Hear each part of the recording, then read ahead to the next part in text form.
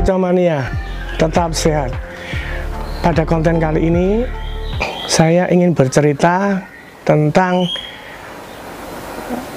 meninggalnya Suara Sakti. Jadi pada konten-konten sebelumnya ada beberapa teman-teman Kicomania yang tanya dan memberikan komen bertanya bahwa Suara Sakti apa masih ada. Terus ada yang tanya berapa tahun umurnya dia. Jadi gini, Suara Sakti itu ceritanya tuh pada saat waktu sekitar prestasi terakhir dia itu di tahun 2015. Habis itu di tahun 2016, 2017 saya mencoba untuk mencari keturunannya dia. Saya berharap saya bisa mendapatkan 2 atau 3 keturunannya dia. Saya sudah punya rencana, saya tidak akan menjual itu keturunan. Ternyata setelah saya coba untuk diternakan, kalau enggak perempuannya yang meninggal, keluar telur, tetapi telurnya itu kosong. Kita coba, saya lihat kosong, nggak ada isinya, dan itu sudah berkali-kali.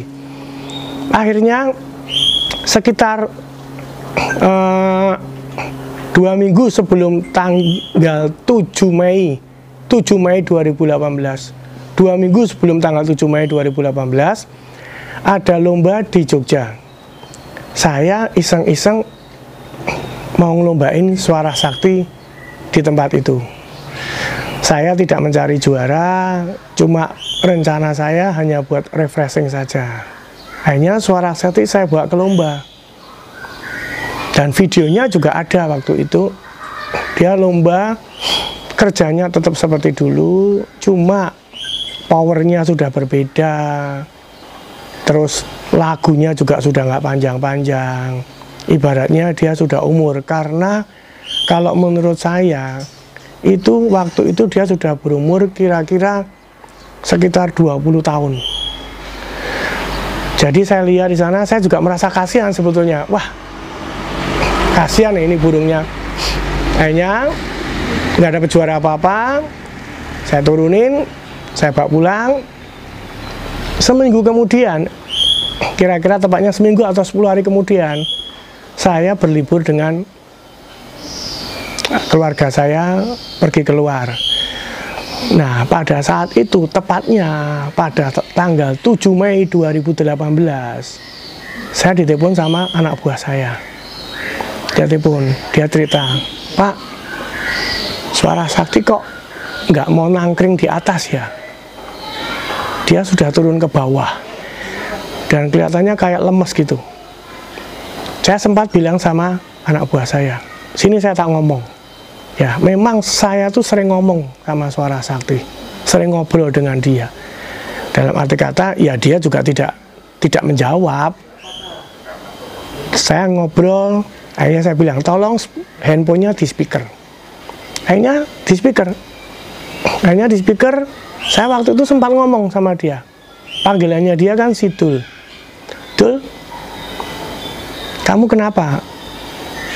Ayo coba, kamu naik di pangkringan atas, jangan sampai kamu sakit loh ya. Emang kamu ada apa? Saya hanya bilang gitu aja. Terus kemudian setelah itu anak buah saya bilang sama saya, Pak, Suara Sakti sudah mau nangkring di atas.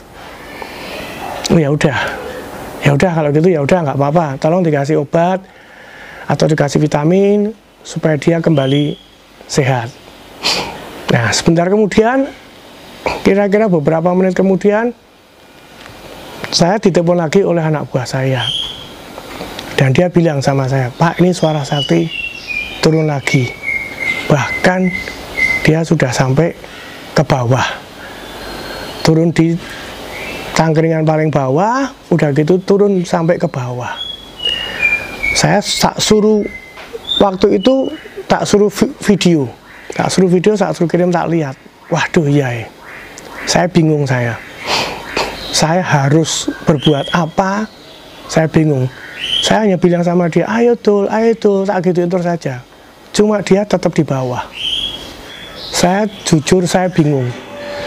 Di satu sisi, saya takut kehilangan Suara Sakti. Di satu sisi, saya juga merasakan dia sudah lama bareng dengan saya. Akhirnya, saya tanya kepada orang yang saya percaya. Saya menceritakan semuanya.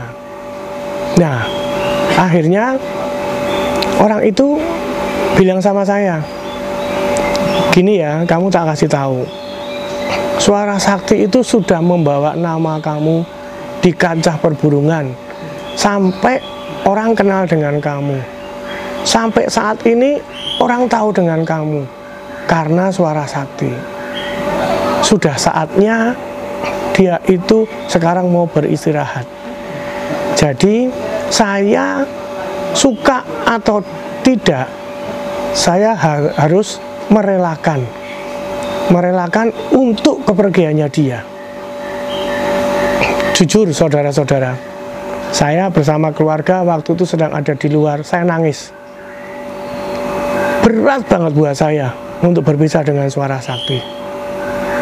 Dari dulu saya sudah membayangkan pasti hal ini akan terjadi, perpisahan saya dengan Suara Sakti.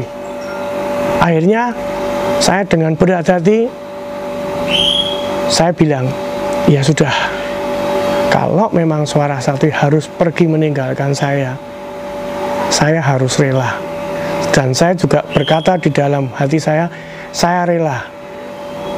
Silahkan kalau mau pergi meninggalkan saya. Habis saya bicara seperti itu, saya ditelepon oleh anak buah saya, Pak, Suara Sakti sudah meninggal. Saya waktu itu benar-benar saya sedih, nangis saya nangis, istri saya juga nangis, anak saya juga nangis. Akhirnya istri saya waktu itu nawari ke saya, apa kita mau pulang? Saya pikir enggak deh, pulang pun juga Suara Sakti sudah meninggal. Akhirnya ya saya relain aja. Saya cuma bilang sama anak buah saya, tolong dikubur dengan baik. Jadi jangan hanya langsung dibuang atau ditaruh kemana, dimasukkan, enggak. Saya suruh mereka kubur dengan baik. Akhirnya sama anak buah saya dikubur pakai kain, pakai apa, dikubur. Dan tempat penguburannya, kalau tempat penguburannya saya taruh di halaman rumah saya. Tepatnya adalah di sini. Suara Sakti saya kubur di tempat ini. Dan video atau foto kematian Suara Sakti nanti juga akan kita tayangkan supaya para kicomania tahu pada saat detik-detiknya dia meninggal.